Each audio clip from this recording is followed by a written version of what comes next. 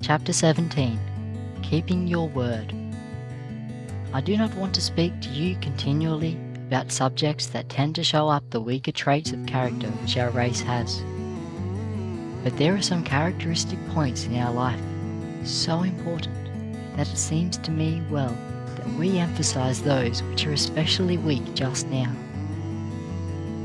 A few weeks ago I mentioned 2 or 3 examples which had come under my own personal observation of the unreliability of the race. And to those I now add 1 or 2 more. On 3 distinct occasions, while travelling, I have found it necessary to make engagements with hack men to call at a certain hour in the morning to take me to an early train, and on no one of these occasions has the hack man kept his word. In the first case, the man disappointed me entirely, so that I had to walk to the station, a distance of a mile or more.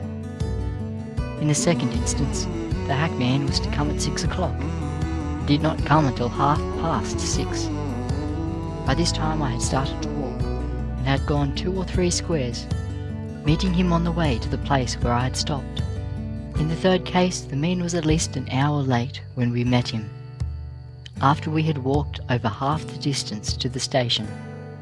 I have spoken at another time of the fact that men who employ coloured workmen have complained to me that after these men had drawn a week's pay, they could not be depended upon to return to work the next Monday morning. In the city of Savannah, Georgia, there are a great many coloured men employed as stevedores men, who load and unload ships. If you have read the newspapers carefully, you will have noticed that recently the persons who employ these men have made a new rule, by which they refuse to pay the stevedores all of their wages at the end of the week, but retain 2 days' payout of each week from every individual who works for them, to be paid to them at the end of the next week. Of course, the men do not lose anything in the end by this method.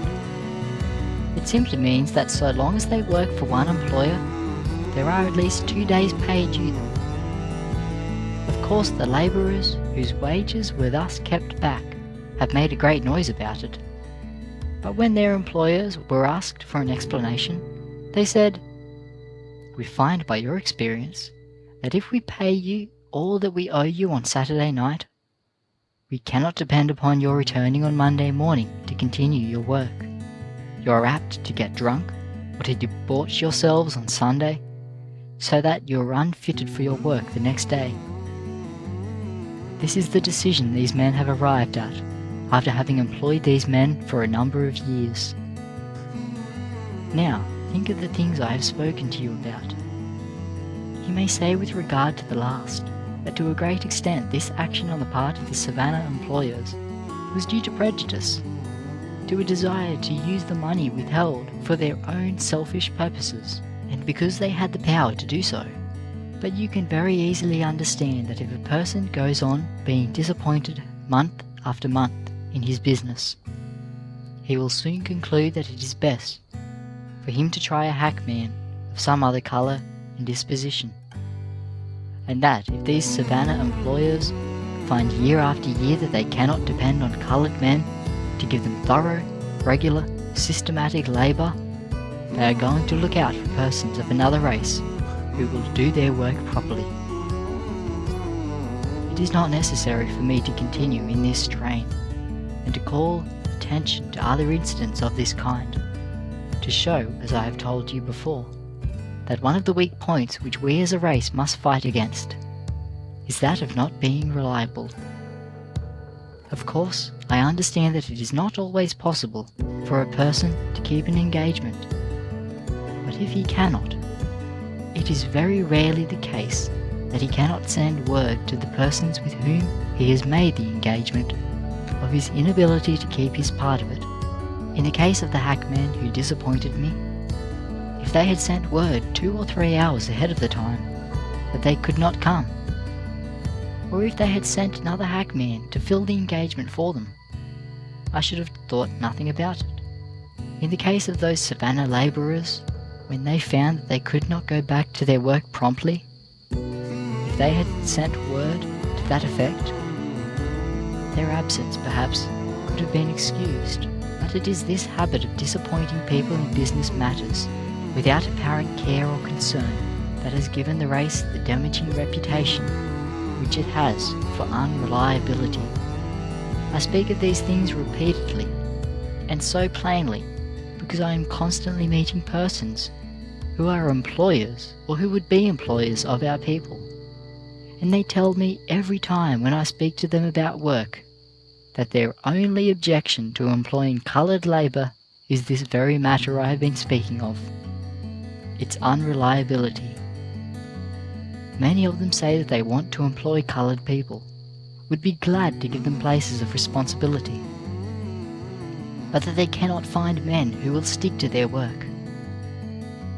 You may say that it is impossible for us to grow and develop, to get positions of trust and responsibility that will pay good wages, simply because we are coloured. I will give you an example on this very point. A few days ago I was in New Orleans, visiting a large sugar refinery. The firm which operates this refinery employs from 200 to 300 men. I found the young man who has charge of all the bookkeeping of the firm, through whose hands all the business and cash of the firm pass.